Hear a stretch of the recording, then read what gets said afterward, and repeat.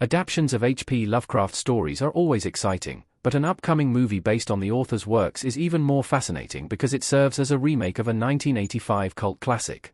Most of H.P. Lovecraft's stories barely garnered any traction when he was active as a writer in the early 1900s. However, years after his demise, his stories gradually led to the creation of an entire horror subgenre, cementing his legacy as one of the finest authors of all time. Even in the audiovisual storytelling medium, Lovecraft's stories have received several direct and indirect adaptations. Although not all Lovecraftian horror movies and shows have been successful, some, like Color Out of Space, Annihilation, The Endless, and The Thing, have proven the subgenre's potential. Another film will soon be added to the long list of Lovecraftian adaptations. While only time will tell whether it will be among the better cosmic horror movies, the upcoming film has immense potential because it is a remake of a highly acclaimed 40-year-old cult classic. Many Lovecraftian stories are either unadaptable in the live-action medium or extremely hard to adapt. The biggest reason behind this is that the author often used abstract descriptions to define the unknown in his novels. For instance, in Color Out of Space, the entire narrative revolves around a color from space that is beyond human comprehension, with no human language being capable of accurately describing it.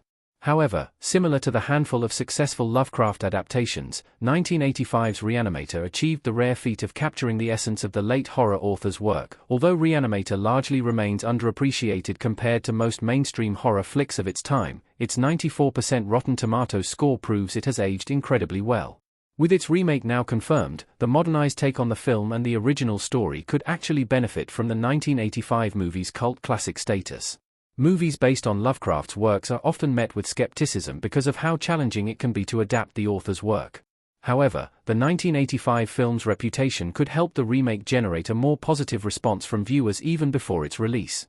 Given how the 1985 film figured out how H.P. Lovecraft's work can be translated to the big screen, the remake can also learn from it and adopt its blueprint to succeed. The new Reanimator will likely learn a lesson or two from the 1985 film, but it will probably be different in more ways than one.